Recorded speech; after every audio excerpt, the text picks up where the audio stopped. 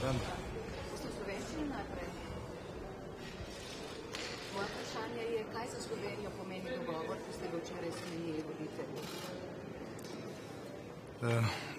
Veseli me, da smo včeraj dosegli dogovor o 6. paketu sankcij. Gre za paket, ki je bil zahtevnejši od prejšnjih 5, zaradi tega, ker je tukaj del energetskega svežnja.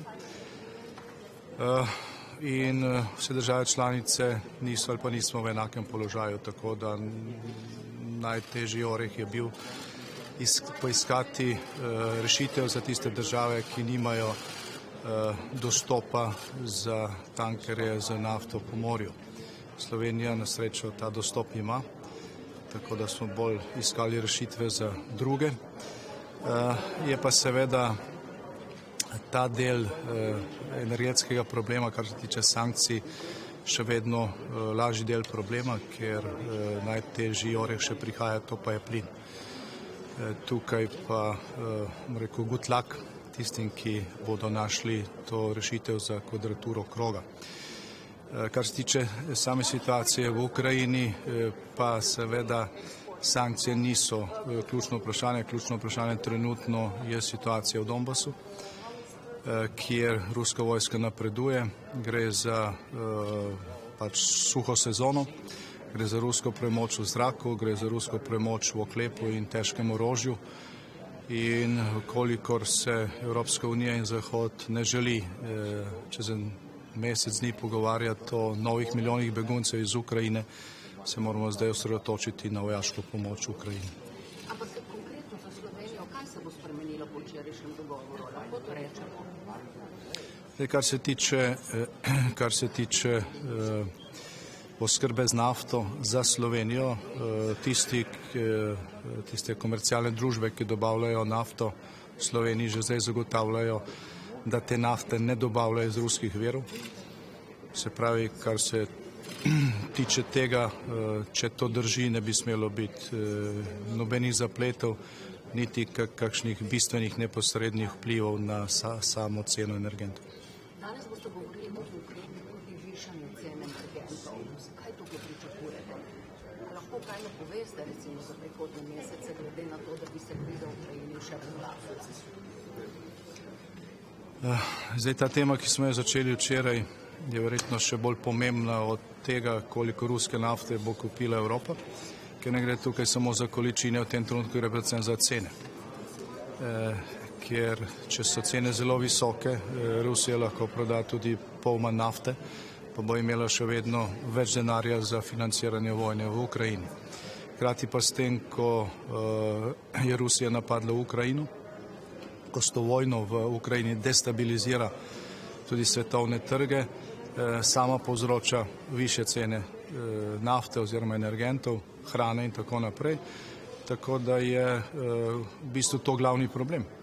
In jaz upam, da bomo danes našli kakšne bolj konkretne rešitve za to, kako vplivati na cene energentov. Evropa ima tukaj nekatere inštrumente v svojih rokah, žal pa smo tukaj še vedno ujetniki nekih paradigem izpred let, ko ni bilo ne vojne, ne visokih cen in ko je veljala paradigma zeleni prehod, ne glede na to, koliko to stane. Zdaj treba te prioritete pač uskladiti in če bo Evropska unija tukaj najdla pravi pristop, potem bo to stabiliziralo cene energentov. Kakva perspektiva tega skupnega naročanja? Kako hitro uresničljivo, recimo, je ta ukrep, ki se vsega splošno zdi dober ukrep? Ta ukrep je dober, mi smo ga, Slovenija predlagala že oktobra lani. Zdaj ti formalni okviri so več ali manj postavljeni, vendar pa se seveda tukaj čaka evropske institucije, tudi države članice še veliko dela, ker gre za uskladitev formalnih evropskih okvirov in komercialnega pristopa, ki velja na skupnem evropskem trgu. Imeli ste že v bistvu prihodnost vojne v Ukrajini in ukrepov, ki bi morala Evropska unija v tem primeru narediti. Danes ste na zadnjem vrhu v tem mandatu. Kaj bi recimo po vašem mnenju bilo najbolj nujno za Evropsko unijo in za Slovenijo znotraj Evropske unije za storitev? za prihodnost in povezave in tega drugega problema? Kateri bodo največji izzivi? Zagotovo je trenutno, pa tudi v predvidljivi prihodnosti ključen izziv ravno vojna v Ukrajini. Ta vojna vpliva na vse. Vpliva na drugačno geostrateško razporeditev v svetu, vpliva na manjša potencijalna krizna žarišča, povzroča dodatno nestabilnost recimo na Zahodnem Balkanu. In tukaj je fokus, ker se mora sredotočiti tako slovenska kot tudi evropska politika. In v tem trenutku, kot že rečeno, je ključna skrb za ustavitev prodora ruskih agresorjev na vzhodu, ker če bo Rusija tukaj osvajala novo ozemlje, bo to po eni strani povzročilo povečanje apetitov na strani agresorja, po drugi strani politično napetost v Ukrajini, izgubo kredibilnosti Evropske unije, Zahoda, kar bo se vplivalo ne nazadnje tudi na cene na trgu, na prehransko in energetsko varnost, tako da v Ukrajini se odloča boljša ali slabša prihodnost Evrope in tudi Slovenije. In še zadnje vprašanje na svet vašim naslednikom glede politik Slovenije na evropski ravni. Svetujem proaktivno politiko, kot že rečeno je v tem trenutku nevralgična točka Ukrajina. Tukaj je potrebno poznati mnoge podrobnosti, preden si lahko pameten, in koncentracija na tisto, kar je v bistvu nevralgična točka. Sposobnost koncentracije na tisto, kar je nevralgična točka slovenske in evropske zunanje politike, je ključ do tega, da bo Slovenija prispevala svoj delež k temu, da bomo v prihodnosti v Evropi in v Sloveniji lahko živeli v miru in blagostanju. Predsednik, še eno vprašanje v slovenščini. To je vaš zadnji gol v tem mandatu. Kakšne občutke imate in ali se nadejate, da se boste te vrnili?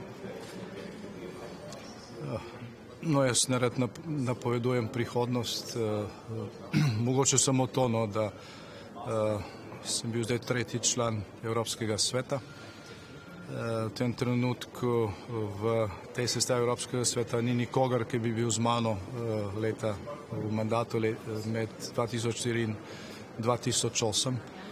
Zdaj, če bom še tej član Evropskega sveta, upam, da bo veliko teh pogumnih ljudi, ki sem jih srečal zadnji 2 leti tukaj, še posebno pogumnih kolegic iz Danske, Finske, Švedske, Estonije, še vedno tukaj, ker v tem trenutku so one tiste, ki na nek način v pravo smer usmerjajo evropski čoln. Prime Minister, in the next summit you will discuss about the candidate status for 3 countries, for Ukraine, Georgia and Moldova. What will be your position and how do you think it's now a good time to make this political message for these countries, because 3 of these countries and our people who want to be part of the European family? As I have said many times since February this year, the world has changed. We are still capping to understand how important changes are going on, and we came to this situation because from the West and especially from the European Union there was a lack of the ambitions, there was a lack of strategic answers to the strategic challenges. The enlargement of the European Union is one of these possible strategic answers, and when we are speaking about the possibility of the European membership for the Moldova, Georgia and especially Ukraine, this is, how to say, hic Rhodus hic salta, so a June Council. The European Union will fail to meet the demands of the time, of the history, if the candidate status is not delivered. And to be very frank, during those discussions going on, especially since February this year, I saw clear division inside of the European Union regarding the EU enlargement. There are some countries, I'll be very frank, which just want for the aspirant countries to stay in the waiting room or even in front of the waiting room as long as possible, and to provide a cheap labor force for the core Europe. I'm strongly against this. Europe was built on the other values basis, and I think this is the test. We see now that Sweden and Finland is joining NATO, and this is one of the rare, bright spots we see in the current situation. And I think that European Union has to follow this path. European Union has to change the criteria, has to return to the to the original spirit of the European Union. European Union was built as a peace process, not only as a single market with prices and economy influencing everything. So I think June Council will be the moment of truth. Thank you. Thank you so much.